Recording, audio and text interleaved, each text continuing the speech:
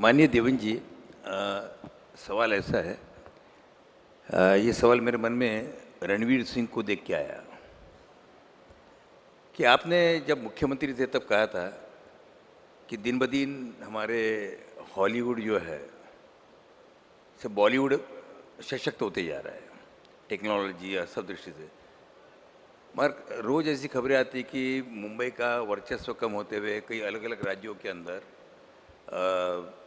फिल्मों की डिमांड कर रहे लोग, उनको कंसेशन दे रहे, वन विंडो एजुकेशन अपना सुविधाएं दे रहे हैं।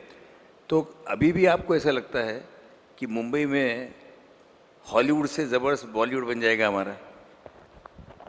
देखिए, यूनिवर्सिटी तो कई बनी, पर ऑक्सफोर्ड और कैम्ब्रिज वही है, उसको कोई ख़त्म नहीं कर पाया। तो मुंबई एक नेचुरल इकोसिस्टम है, मुंबई में एक नेचुरल टैलेंट है। कुछ समय के लिए आप एक ऐसा वातावरण पैदा कर सकते हो कि भाई कभी साउथ में हो सकता है, कभी नॉर्थ में हो सकता है, लेकिन मुंबई का कोई मुकाबला नहीं है। हाँ, ये ज़रूर है कि हम लोग कॉम्प्लेसेंट नहीं हो सकते। और जैसे हम लोगों ने आने के बाद तुरंत, क्योंकि जिस समय मैं मुख्यमंत्री था तो मैंने एक सिंगल विंडो तैयार की थी, और जिसमें किसी भी प्रकार की शूटिंग के लिए कहीं पर भी परमिशन के लिए जाना नहीं पड़ेगा। और कई जीआर भी निकाले थे। दुर्दैव से वो जब हमने गो लाइव की और सरकार बदली और हमारी सिंगल विंडो बंद हो गई, उसको ताला लग गया। तो अभी तुरंत एकनाथ जी ने और मैंने इस बारे में एक मीटिंग भी ली और वापस उसको शुरू करें, क्योंकि जैसे यूनिवर्सिटी, जैसे एक फिल्म सिटी की फिल्म इंडस्ट्री की एक इकोसिस्टम हमारे यहाँ, वैसे ही हमको ईज ऑफ डूइंग बिजनेस भी उसमें लाना पड़ेगा।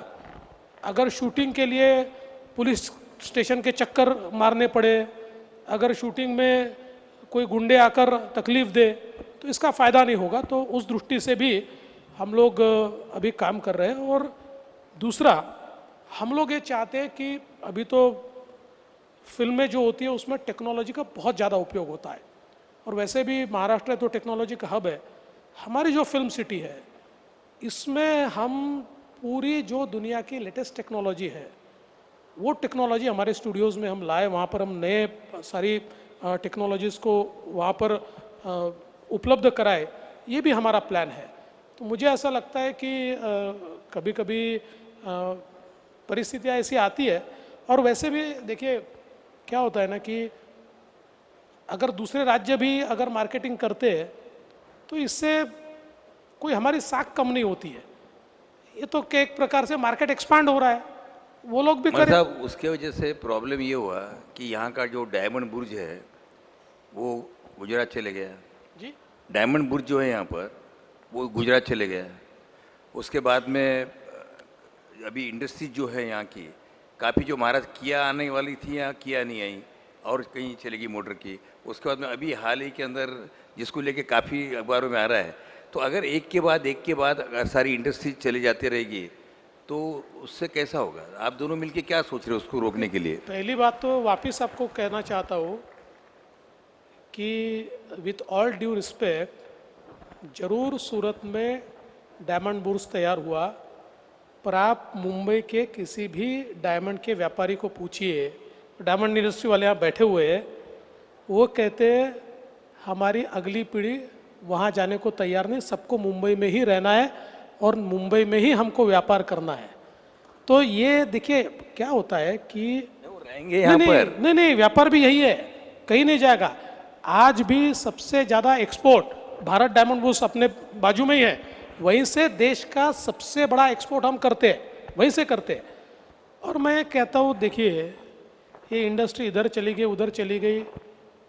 मैं आपको आंकड़ों के साथ बताता हूँ, 2014 से लेकर 2019 तक महाराष्ट्र एफडीआई में नंबर 1 रहा, इन्वेस्टमेंट में नंबर 1 रहा। नंबर 1 यानी कितना? तो 2 साल ऐसे है कि जिन 2 सालों में महाराष्ट्र के बाद के जो 4 स्टेट है, गुजरात, दिल्ली, कर्नाटक और तमिलनाडु, जो 4 इंडस्ट्रियल स्टेट माने जाते हैं, ये चारों की मिलकर जितनी इन्वेस्टमेंट है उससे ज़्यादा इन्वेस्टमेंट महाराष्ट्र की है। तो इसलिए एक आधा चले जाने से कोई फर्क नहीं पड़ता। और मैं आज ये बता रहा हूं, अगर कोई चला गया है तो उससे बड़ा एकनाथ शिंदे और देवेंद्र फडणवीस लाकर दिखाएंगे। बहुत बहुत धन्यवाद।